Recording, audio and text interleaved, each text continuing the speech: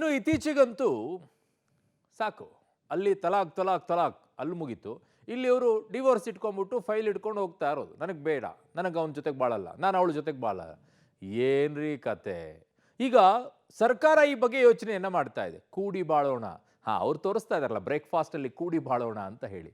So ಹಾಗಾಗಿ ಅವರು ಕೂಡಿ ಬಾಳ್ತಾ ಇದ್ದಾರೆ, ನಿಮ್ಮನ್ನು ಕೂಡಿ ಬಾಳಕ್ಕೆ ಹೇಳ್ತಾ ಇದ್ದಾರೆ. ಆ ನಿಟ್ಟಿನಲ್ಲಿ ಈಗ ಸೆಂಟರ್ಗಳನ್ನು ಓಪನ್ ಮಾಡ್ತಾರಂತೆ. ಏನ್ ಮಾಡ್ತಾರೆ ಈ ಸೆಂಟರ್ನಲ್ಲಿ? ಕೌನ್ಸಿಲಿಂಗ್ ಅನ್ನ ಮಾಡ್ತಾರೆ.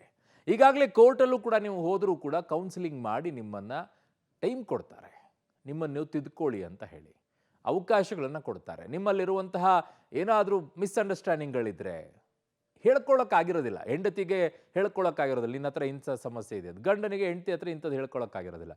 ಅವರಿಬ್ಬರೂ ಕೂತ್ಕೊಂಡಾಗ ಈ ಕೌನ್ಸಿಲಿಂಗಲ್ಲಿ ಕೆಲವೊಂದಿಷ್ಟು ವಿಚಾರಗಳನ್ನು ಹೇಳ್ಕೊಳ್ತಾರೆ. ನಿಜವಾದಂಥ ಸಮಸ್ಯೆ ಅಲ್ಲಿ ಗೊತ್ತಾಗುತ್ತೆ. ಗಂಡ ಹೆಂಡತಿ ಇಬ್ಬರು ಕೂಡ ಮಾತನಾಡಿಕೊಂಡ್ರೆ ಇದು ಯಾವುದೂ ಸಮಸ್ಯೆನೇ ಇರೋದಿಲ್ಲ. ಜಗಳ ಆದರೂ ಮಾಡ್ಕೊಳ್ಳಿ, ಏನಾದರೂ ಮಾಡ್ಕೊಳ್ಳಿ, ಸಮಸ್ಯೆಗಳನ್ನು ಇತ್ಯರ್ಥ ಮಾಡ್ಕೊಳ್ಬೇಕು. ಅದನ್ನು ಮಾಡ್ಕೊಳ್ಳಲ್ಲ, ಅದೇ ಸಮಸ್ಯೆ ಆಗ್ತಿರೋದಿಲ್ಲಿ. ನನ್ನ ಸಹೋದ್ಯೋಗಿ ಈಗ ಪವಿತ್ರ ನನ್ನ ಸಂಪರ್ಕಕ್ಕೆ ಸಿಗ್ತಾ ಇದ್ದಾರೆ, ಮೆಟ್ರೋ ಬ್ಯೂರೋ ಹೆಡ್. ಪವಿತ್ರ, ಈಗ ಸರ್ಕಾರವೂ ಕೂಡ ನಾವು ಕೂಡಿ ಬಾಳೋಣ ಅಂತ ಜೊತೆಯಲ್ಲಿ ಬ್ರೇಕ್ಫಾಸ್ಟ್ ಮಾಡ್ಕೊಂಡು ಓಡಾಡ್ತಾ ಇದ್ದಾರೆ. ಈಗ ಗಂಡ ಹೆಂಡ್ತಿನೂ ಕೂಡ ಡೈವರ್ಸ್ ಆಗೋದು ಬೇಡ ಇರಿ, ಅವರು ಕೂಡಿ ಬಾಳಿ ಅಂತ ಹೇಳಿ ಹೊಸದಾಗಿ ಯೋಚನೆಯನ್ನ ಮಾಡ್ಕೊಂಡು ಈಗ ಎಂಟ್ರಿ ಕೊಡ್ತಾ ಇದೆಯಾ ಅಂತ ಸರ್ಕಾರ? ಅರುಣ್ ಅವರು ಮನಸ್ಸಿನಲ್ಲಿ ಬೇಗುದಿಯನ್ನ ಇಟ್ಕೊಂಡು ಕೂಡಿ ಬಾಳೋಣ ಅನ್ನುವಂತಹ ಒಂದು ವೆರಿ ಸಲಹೆಯನ್ನ ಇಂಟ್ರೆಸ್ಟಿಂಗ್. ಕೊಡ್ತಾ ಇದ್ದಾರೆ. ಬಟ್ ಈಗ ಸರ್ಕಾರದ ಈ ಪ್ಲಾನ್ ಏನು ಅಂದ್ರೆ ಡಿವೋರ್ಸ್ ವಿಚಾರದಲ್ಲಿ ಆ, ವಿವಾಹಕ್ಕೂ ಪೂರ್ವನೇ ಅವರು ದಾಂಪತ್ಯ ಜೀವನದ ಮಹತ್ವವೇನು, ಮದುವೆ ಅನ್ನುವಂಥದ್ದು ಯಾವ ರೀತಿ ಇರಬೇಕು, ದಾಂಪತ್ಯ ಜೀವನದಲ್ಲಿ ಯಾವ ರೀತಿ ಒಗ್ಗೂಡಿ ಹೋಗಬೇಕು, ಈ ರೀತಿಯ ಸಲಹೆಗಳನ್ನ ಜೊತೆಗೆ ಕೌನ್ಸಿಲಿಂಗ್ ಅನ್ನ ಮದುವೆಗೆ ಮುಂಚೆಯೇ ಜೋಡಿಗಳಿಗೆ ಕೊಡುವಂತಹ ಒಂದು ಯೋಜನೆ ಇದು.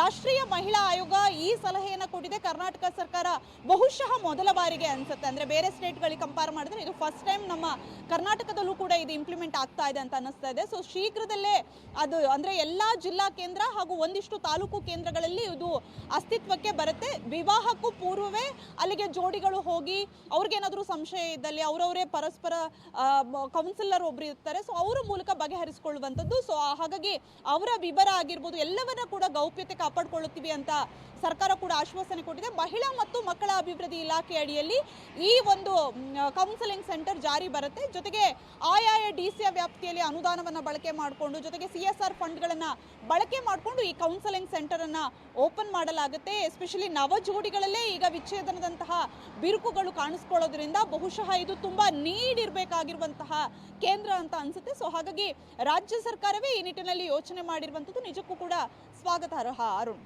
ಓಕೆ ಪವಿತ್ರ, ನಿಮ್ಮೆಲ್ಲ ಮಾಹಿತಿಗೆ ಧನ್ಯವಾದಗಳು. ಈ ವಿಚಾರದಲ್ಲಿ ನನಗೊಂದು ಚರ್ಚೆಗೆ ಬರುವಂಥ ವಿಚಾರ ಏನು ಅಂತಂದರೆ, ಈಗಾಗಲೇ ಕೆಲವು ಜಿಲ್ಲೆಗಳಲ್ಲಿ ಮಹಿಳಾ ಪೊಲೀಸ್ ಠಾಣೆಗಳಿದೆ.